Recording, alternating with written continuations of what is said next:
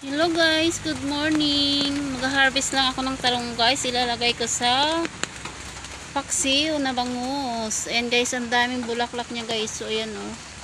Ang daming bulaklak. Isa lang ang aking kukunin guys. Ayan, puputulin ko na yan guys. Baka mahulog.